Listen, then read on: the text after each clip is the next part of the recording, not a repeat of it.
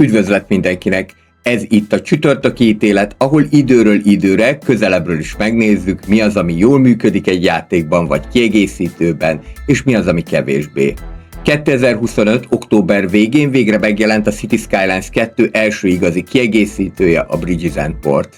Amíg a Paradoxnál azt várták, hogy ez majd egy új korszak kezdete lesz a CS2-ben, addig a játékosok véleménye alapján inkább egy újabb felemás próbálkozásról beszélhetünk. A Bridges & Ports ugyanis a maga 56%-os összesített eredményével alig haladja meg a CS2 összesített értékelését, és így még mindig a vegyes, azaz az erősen vitatható kategóriába esik. Ebben a videóban a szokásos 7 pontban próbálom meg körbejárni, mi állhat mindennek a hátterében. A mai csütörtöki ítéletben tehát következzen a Bridges & Ports 7 főbűne.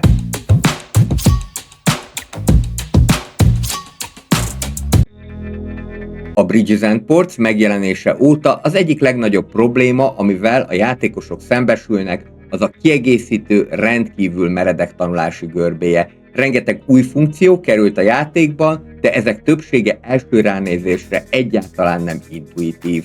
Nem egyértelmű például hogyan kell megtervezni az olajszállító tankerhajók útvonalát, vagy hogy pontosan hol találhatóak a menün belül a vitorláshajók.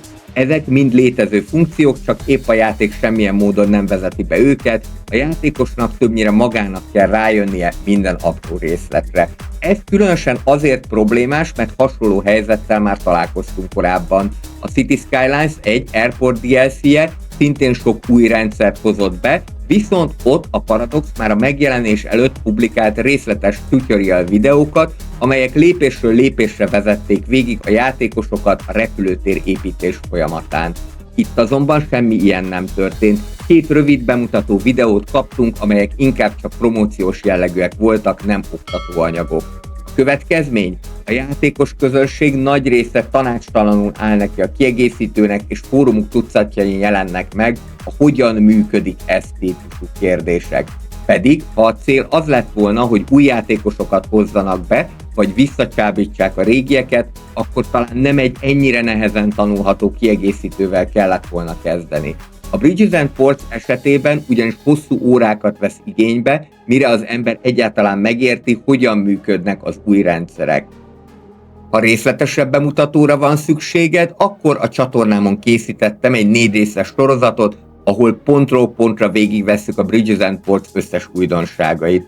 A videók magyar nyelven készültek, de elérhetők angol és spanyol felirattal is, érdemes megnézni, ha szeretnéd jobban megérteni az új funkciókat. A Bridges & Ports egyik legfontosabb újdonsága a hídépítés. Elvileg ez lenne a DLC egyik látványos és kiemelt eleme. Ehhez képest a rendszer meglepően nehézkes, és sok játékos szerint ez a kiegészítő egyik legfrusztrálóbb pontja. A Cities Skylines 1 már kapott egy Bridges tartalomcsomagot korábban, ezt Bridges & Peers Content Creator Pack-nek nevezik, de a CS2-ben lehetőség lett volna tényleg nagyot előrelépni ebben a tekintetben. Ehelyett maga a hídépítés vált az egyik legmeredekebb tanulási folyamattá, esetenként rémálommá a játékosok körében.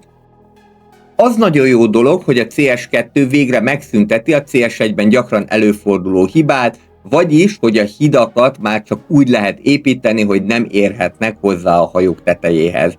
Ez a gyakorlatban azonban sokszor azt eredményezi, hogy a hidakat nagyon magasra kell emelni.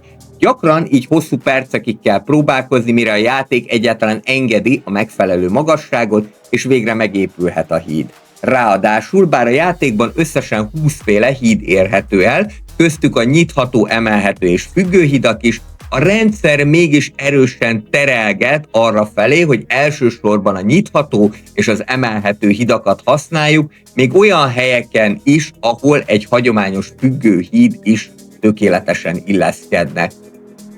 A Bridges & Portsban ugyanis 2 féle víziút létezik, a Boatway, amelyen csak a kompok tudnak közlekedni, illetve a több méretben elérhető Seaway, amelyet a nagy tengerjáró hajók használnak. Személy szerint hidat például csak a Boatway, valamint a legkisebb, azaz a Narrow Seaway felett tudtam építeni. Utóbbinál is leginkább a nyitható, illetve az emelhető típusok jöhettek szóba, ami jelentősen korlátozza a kreatív városépítést. A helyzetet tovább rontja, hogy a hídépítés erősen függ a víziutak geometriájától. Tapasztalataim szerint a játék a víziutak szinte tökéletes egyenes lefutását várja el, amennyiben a Boatway vagy a Seaway akár csak enyhén ferdén fut, akkor a hídépítés gyakorlatilag lehetetlenné válik. Többször előfordult, hogy egy minimálisan ferdén futó víziút felett semmilyen hidat nem tudtam lerakni. A másik visszatérő hibaüzenet az, hogy a híd nem elég magas. Ez önmagában még érthető, de a játék nem segít automatikusan beállítani a megfelelő magasságot, ehelyett sokszor hosszú percekig kell igazgatni, hogy végre elfogadja. Pedig egy olyan funkció, amely automatikusan beállítja a minimális hajózási magasságot, rengeteget javítana a felhasználói élményen. És végül ott van a modularitás hiánya. Minden híd előre meghatározott funkcióval rendelkezik, és csak azokra lehet használni.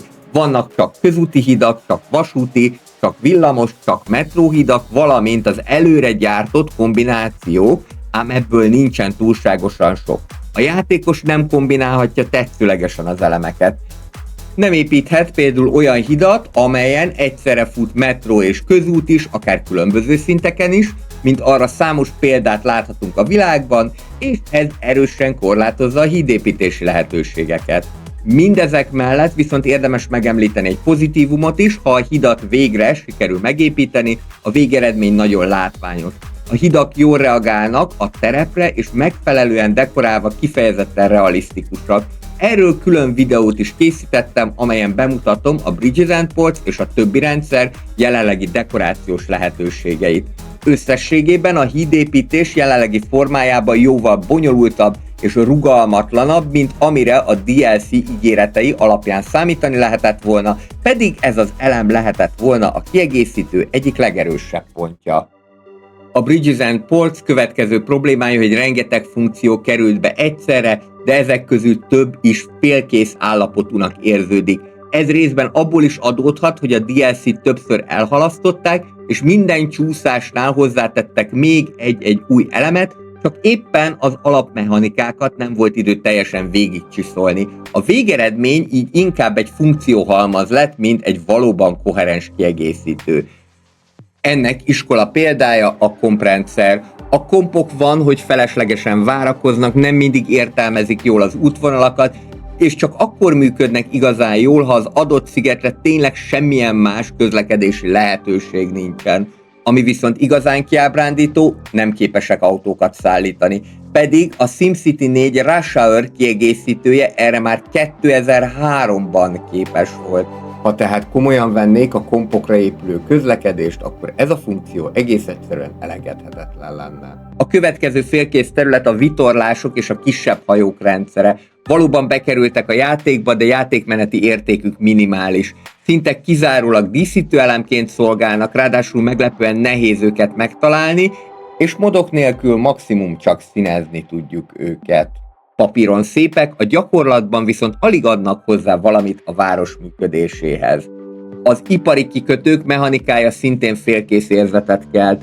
A rakodási folyamatok néha villámgyorsak, máskor extrém lassúak, mintha két külön rendszer működne egymás mellett. A nagyhajók érkezése pedig nem mindig igazodik a város gazdaságához vagy termeléséhez. Már önmagában ez a terület megérdemelt volna egy külön DLC-t, de így ebben a formában sokkal inkább prototípusnak hat, mint készfunkciónak. A kikötők építése is jóval nehezebb a kelleténél, és gyakran egyáltalán nem egyértelmű, hogy mit hogyan kell összekötni. Ehhez minimum egy részletes, akár több részből álló tutorial kellett volna. A dekorációs elemek szépek, de funkció nélküliek. A rakpartok, támfalak és mólók jól néznek ki, de a legtöbbjük nem tesz hozzá a város működéséhez. Néhány elem felüljáróként is használható lenne, de ezek a lehetőségek a mólók sűrű pillérei miatt igencsak korlátozottak. Nagy hiányosság az is, hogy még 2025 nyarán a PIR frissítésben sem kaptunk rendes lépcsőket és gyalogos felüljárókat. Pedig ezek a Workers and Resources Soviet Republic játékban már alapfunkciónak számítanak. És ami talán a legnagyobb gond, a játék nem kommunikál a játékossal. Alig vannak tooltippek, kevés a vizuális visszajelzés, hogy egy funkció miért nem működik. A legtöbb új elem működését csak kísérletezéssel lehet megérteni, ami különösen problémás egy olyan DLC-nél, amely ennyire sok önmagában is komplex rendszert vezet be. Összességében a Bridges and Ports rengeteg új lehetőséget kínál, de ezek nagy része félkész állapotban került a játékba. Sokkal több lenne bennük, mint amit jelenleg látunk, és remélhetőleg a jövőbeni frissítések végre kiforrottá teszik ezeket a mechanikákat. A Bridges and Ports kapcsán nem lehet elmenni amellett, hogy már a megjelenés előtti időszak is rendkívül kedvezőtlenül alakult a kiegészítő számára. Őszintén szólva máig nehéz megérteni, hogyan gondolhatták a Paradoxnál, hogy a 2023-as októberi alapjáték után már a következő negyedévben, tehát 2023 utolsó negyedévben ki tudnak adni egy ekkora léptékű kiegészítőt. Az eredeti terv ugyanis ez volt. Ehhez képest az alapjáték is félkészen jelent meg, és mire a DLC eljutott odáig, hogy piacra kerüljön, közel 2 év csúszást halmoztak fel. Ráadásul nem egyszer csúszott, hanem több alkalommal, gyakran úgy, hogy a bejelentés mindössze néhány héttel a tervezett megjelenés előtt érkezett. Ez önmagában is jelzésértékű, hiszen azt sugallja, hogy a fejlesztési folyamat folyamatosan bizonytalan volt, és a kommunikáció sem volt éppen erőssége ennek a projektnek. Mindezek után teljesen jogos lett volna az az elvárás, hogy a Bridges and Ports legalább stabil, kiforrott állapotban jelenjen meg. Ezzel szemben azt látjuk, hogy nagyjából 60-70%-os készültségi szintet sikerült elérni, még 2 év extra időráfordítással is. Persze, technikai okai is voltak annak, hogy nehéz volt rá építeni, hiszen maga az alapjáték sem volt stabil, DLC-t készíteni ilyen alapokra pedig mindig kockázatos, sőt felelőtlen döntés lett volna, de ettől a játékos még ugyanúgy egy végleges, jól működő kiegészítőt várna.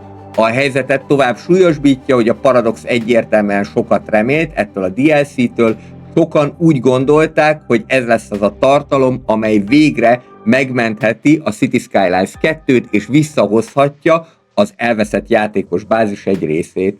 A valóság azonban az, hogy nem a Bridges and Ports lesz az a DLC, amely rendbe teszi a játékot. Jelen pillanatban sokkal inkább azok a Content Creator pack-ek hozzák a valódi értéket és változatosságot a játékba, amelyek éppen ingyenesen érkeztek. A City Skylines 2 9 Region packje ugyan nem ad új mechanikákat, azonban elképesztően változatos épületekkel tölti fel a játékot, így ténylegesen javítja a városépítés élményét. Összességében tehát a kiegészítő előtörténete, a 2 évi csúszás, a következetlen kommunikáció, valamint a félkésznek ható megvalósítás mind hozzájárult ahhoz, hogy a Bridges and Ports egyáltalán nem váltotta be azokat a reményeket, amelyeket a Paradox, valamint a játékos közösség is hozzáfűzött. Térjünk rá a piszkos anyagiakra is, mert nehéz lenne a Bridges and Ports problémáiról beszélni anélkül, hogy szóba hoznánk az árát. A DLC ugyanis 20 euróba kerül, ami gyakorlatilag már egy teljes kisebb indie játéknak az ára, sőt bizonyos esetekben még több is. Tény, hogy az elmúlt években minden videójáték drágult, de itt mégis egy éles ugrást látunk a korábbi 10-12 euró City Skylines 1 DLC-hez képest. Valóban sok új funkció került a játékba, ám ezek a funkciók, ahogy a korábbiakban már szó volt róla, nem igazán koherensek, több közülük félkész, és a játékos számokat elnézve nem is sikerült igazán megnyerni velük a közönséget. Nagyon beszédesek a népszerűségi mutatók is. A 20 eurós Bridges and Portsnak jelenleg 55%-os összesített értékelése van, míg a rá kb. Egy hónappal megjelenő és egyenként 8-8 euróba kerülő Skyscrapers CCP81, míg a Supply Chain CCP 78%-os értékeléssel büszkélkedhet. Ebből is lehet látni, hogy az ingyenes regionális csomagok mellett pont azok a tartalmi Content Creator pack-ek a legnépszerűbbek, amelyek nem új mechanikát, hanem új épületeket hoznak a játékba, illetve valamivel olcsóbbak is. Ezek fényében a Bridges & Ports árazása különösen indokolatlannak tűnik. A helyzetet súlyosbítja az is, hogy aki most szeretné a teljes játékot az összes DLC-vel együtt megvásárolni, annak közel 90 eurót kell fizetnie. Ez már a prémium árszint, miközben az alapjáték nem tart ott a minőségét tekintve. Összességében, tehát azt lehet mondani, a Bridges & Ports legalább 5 euróval olcsóbb is lehetett volna, így sokan vagy nem veszik meg, vagy ha mégis, akkor esélyes, hogy refundolják is, mert egyszerűen nem érzik úgy, hogy a jelenlegi állapotban ezt az árat megéri. És bár nem vakhalmaz a DLC, ám ennyi problémáért ennyit kérni sok játékosnak már túl nagy falatnak bizonyul. A Bridges & Ports egyik legnagyobb problémája, hogy egészen egyszerűen a kiegészítő elveszítette a fókuszt. A cím alapján azt várnánk, hogy ez a DLC elsősorban a hidakról és a kikötőkről szól, és valóban ez is lenne a logikus irány. Csak hogy, ahogy már korábban láttuk, ezek a rendszerek önmagukban is félkészek, és még mielőtt befejezettek lennének, a kiegészítő még számos teljesen más típusú funkciót is rájuk pakolt. A kompok működése korlátozott. A különböző parkok félig meddig tematikusak, de csak bizonyos szituációkban használhatók. A nagyméretű látványosságok, például óriáskerekek valójában vidám parkokba illenek, mégis eredetileg a kikötői negyedekbe szánták őket. A DLC így nem csak szétesik, hanem tematikailag is kaotikussá válik. Mit akar ez a kiegészítő képviselni? Kikötői negyedeket? Vidámparkokat? Waterfront dekorációt? Városi látványosságokat? Közlekedési rendszereket? A válasz mindet egyszerre, és pont emiatt nem működik igazán egyik sem. Az is jelentős probléma, hogy a kikötők funkciói nincsenek egyértelműen elválasztva. A játék külön-külön ismeri a teherkikötőt és a személyszállításra alkalmas terminált, de a Bridges & Ports úgy oldja meg, hogy egy teherkikötő mellé, ha elég árut szállítasz, akkor egyszerűen felszabadul egy utasterminál is.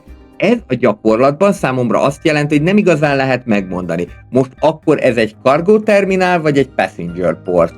Ez a koncepció teljesen széttöredezi a játék logikáját és erősen rontja a realisztikusság érzését is. A waterfront épületek elméletben szépek és hasznosak lennének, partmenti negyedek díszítésére szolgálnak, de máshol is lehet őket alkalmazni, azonban tapasztalataim szerint több mentett játékomban nem voltak hajlandóak megépülni, még akkor sem, ha van rájuk igény. Ez is azt mutatja, hogy a rendszer nincs egészen jól integrálva. És végül ott vannak a nagyméretű tematikus parkok és óriáskerekek. A DLC úgy kezeli őket, mintha szerves részei lennének a kikötői környezetnek, de a valóságban inkább vidámparkba illenek, és nem könnyű őket organikusan elhelyezni. Mindegyik viszonylag nagyméretű, mindegyik ugyanaz a téglalap forma, így egyszerűen nem állnak össze egy egységes egészté. Összességében a Bridges & Ports úgy hat, mintha több különböző félkész ötletet egyetlen csomagba sűrítettek volna valódi koncepció nélkül, ahelyett, hogy egy jól körülhatárolt témára fókuszálna, például teherkikötők, vagy hidak, vagy akár a személyszállításra alkalmas kikötő, inkább egy mindent bele csomagot kaptunk, amelyből hiányzik a letisztult irány. Valószínűleg ez annak is köszönhető, hogy 2 évig fejleszgették, vagy még inkább toldozgatták, foldozgatták ezt a kiegészítőt. A megoldás ugyanakkor egyértelmű lenne, külön kellene választani a teher és a személyszállítási rendszereket, világos mechanikai és vizuális elkülönítéssel. Így végre látnánk, hogy mi a DLC valódi fókusza, és a játék is jóval átláthatóbbá, használhatóbbá válna. Végül elérkeztünk talán a legfontosabb ponthoz. A Bridges & Ports nem arra a problémára koncentrál, amelyre a játékosok döntő többsége választ várt volna. Egy DLC feladata alapvetően az lenne, hogy megtámogassa az alapjátékot, és olyan kulcsfunkciókat tegyen bele, amelyek meghatározóak a játék hosszú távú sikeréhez.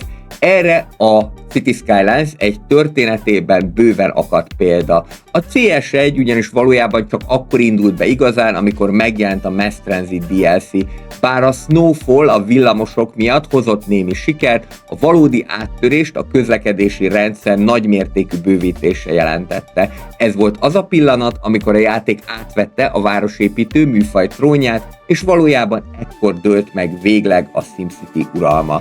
A Cities Skylines 2 esetében azonban teljesen más irányba indultak el a fejlesztők. Tudatos döntés volt, hogy nem akarják lemásolni a CS1 útját, ami önmagában nem baj. Valóban a hidak, kikötők és a hajózás területe eddig gyenge pont volt a CS1-ben, így jó, hogy végre hozzányúltak. Csak hogy a kérdés nem az, hogy jó-e, hogy bekerült, hanem az, hogy erre volt-e most a legnagyobb szükség. És a válasz valószínűleg nem. A városépítő közösség probléma listáján a kikötők és a hajózás biztosan nem a top 10, de talán még a top 30 helyen sem szerepeltek. Ezzel szemben olyan kulcsterületek, mint a szárazföldi közlekedési lehetőségek bővítése, új városi negyedek, zónatípusok, pályaudvarok fejlesztése, a közösségi terek valódi kibővítése, vagy akár egy mélyebb tömegközlekedési rendszer, sokkal több játékos számára jelentenének valódi előrelépést. Ez az egész helyzet pedig abból fakad, hogy a Bridges and Ports DLC-t már a játék megjelenésekor eldöntött koncepcióként kezdték el fejleszteni, még azelőtt, hogy kiderült volna, milyen állapotban érkezik az alapjáték, és mi az, amire ténylegesen szükségük van a játékosoknak. Közben pedig óriási lett a hype, óriásiak az elvárások, és a játékosok számottevő része teljesen más irányban várta volna a fejlődést.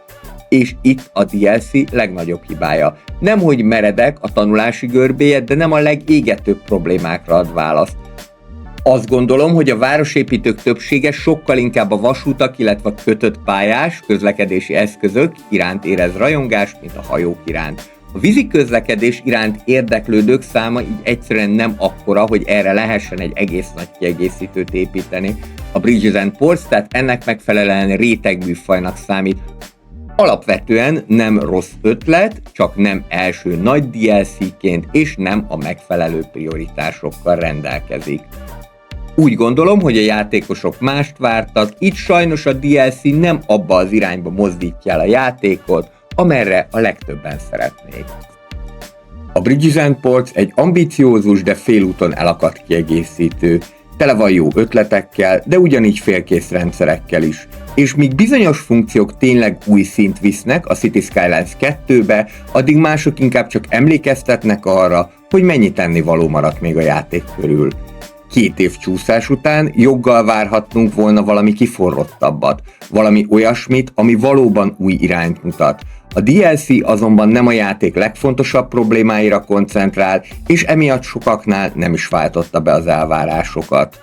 A jó hír viszont, hogy van benne potenciál, csak idő és fejlesztői fókusz kérdése, hogy ez a potenciál mikor áll össze valódi értékké.